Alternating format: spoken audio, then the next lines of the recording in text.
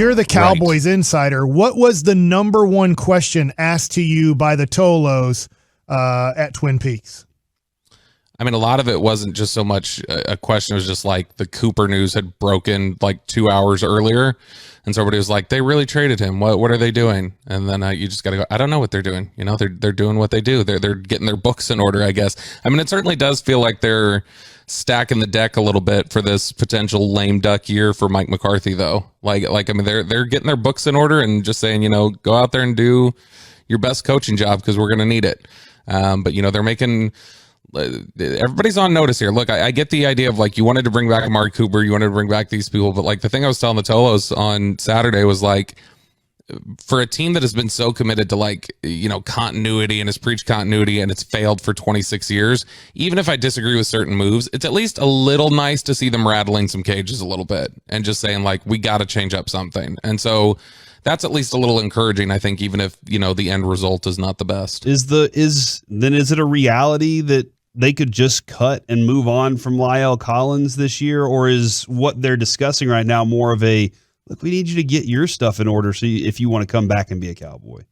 Oh, no, I think Lael Collins is going to be gone. Wow. I think they're going to do the same sort of situation. I think they're going to try and work out a trade. And if they can't work it out, they'll move on. Now they can save $10 million if they post June 1 him. It's barely over $1 million if they do it before June 1st. So there's not much of a savings. I think the benefit to moving on from Collins now would be if you could trade him, you could get a pick this year. So you're kind of deciding modest savings and I get a draft pick this year, or, you know, larger savings, more beneficial savings, but, you know, I don't get him till June. And if I trade him, you know, post June 1 or release him post June 1, I don't see that return until next year for a draft pick if you get traded. So I think that's what they're kind of weighing now, is if that they can figure it out to get a trade going, they'll move him and just take the small savings and get a pick this year. But if they can't work it out, then I would expect that if he were released, it would be a post June 1. Then what are their plans for this offensive line? Is it just, we may add a piece in the draft, or is it, you know, Terrence Steele's going to take over and we're just going to be just fine there? Do they have like future plans for the offensive line, or is it all on this year specifically? So I wouldn't be surprised if, I mean, I think generally during free agency, they just go get cheap contingencies. Like that's their move. And they do it a lot with the offensive line. Like you go look in the past and it's like, oh, Tyan Secchi or Byron Bell, or let's go get Cameron Fleming. Like that's kind of their MO. So they'll get somebody, I'm sure, in free agency that can come in here as competition. But I think, you know, Will McClay talked with DallasCowboys.com out at the Combine a lot about these guys that have guard tackle flexibility in the draft. And so I'm wondering if what they're looking at here is, let's find a left guard replacement for the immediate future. And then that guy is going to need to have tackle flexibility, and we're going to groom him to eventually replace Tyron Smith.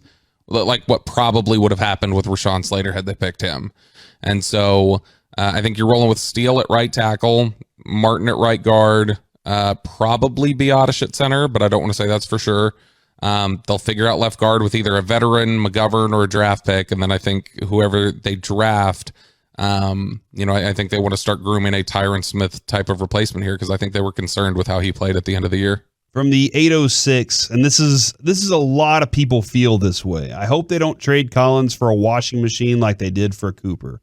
Do you think the Cowboys got fleeced in the Amari Cooper trade, or was that just the going rate for that guy? I think it was going to be the rate given where teams knew you were at. The only trade that was going to work was going to be, you were going to have to find a team that had cap space to take him on, you know, wanted to pay that amount, and also at the same time didn't feel like they'd be able to compete to get his services if he hit the free agent market.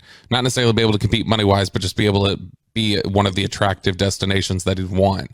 And so I think that's what you were trading for, was just that. But at the same time, I think anybody who was trading for that knew what kind of a bind the Cowboys were in and knew it wasn't going to take a whole lot. So I think that, you know, logically lines up with a team like Cleveland that has some cap space, wants to improve their passing game, but also probably wasn't going to beat out, you know, some other contenders that were going to, you know, go for his services. So they pay a little bit of an extra premium. They give up a draft pick and get a hold of him. So I think that was just going to be what the going rate was. I think Collins would have a little bit better trade value. Like than maybe Amari a Cooper 2 does. or I think a 2 is aggressive. I think a 3 it might be your max there. But I mean, if you could get a third for Collins, I don't think that'd be bad, because I mean he's not 30 yet. He's still in his 20s. He is a flawed player, and he's got some stuff off the field, and those are things to worry about. But I mean, he's still a really good player. And it's, in the grand scheme of things, not a super expensive contract. It's just, on their own books, it's 17 times larger a cap hit than Terrence Steele. And so they go, we have a guy here who we don't think Lael Collins is 17 times the player that Terrence Steele is. So that gap is not significant enough for us to be able to justify keeping him on the roster. And so I think they're just trying to clear up that money now and honestly move on from a guy that I think they lost some trust in over the last couple of years. So, Bobby, I mean, the Cowboys are getting worse offensively as we sit today, and hopefully they get something back for Lael Collins that we can kind of appreciate. When you look at the wide receiver position and Michael Gallup signing back with the Cowboys, but also having his injury and coming back, where would you put the priority in the draft on wide receivers for the Cowboys?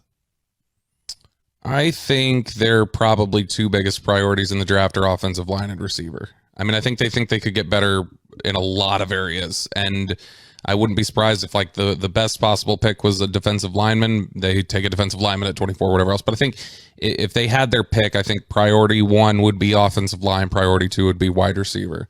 So, I mean, I think if the board falls to where they like the value across all the positions each time they pick, then my guess would be they'd go offensive line in the first round, receiver in the second, and then maybe a defensive lineman in the third. I think that's kind of how they're stacking things up right now. But I know they think receivers are deep class. Like, there's some guys they like in the first round if they were to fall to them at 24.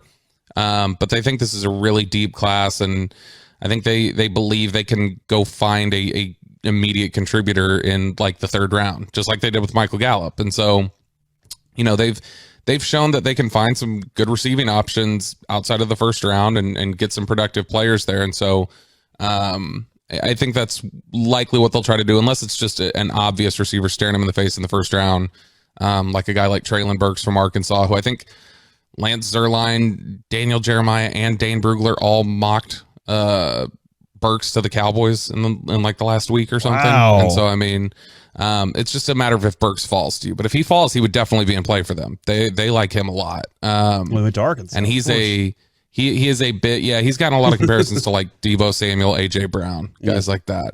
And so he'd be definitely an intriguing prospect. But I think if he's not there, you're looking more in the second, third round, them looking for receivers around that area.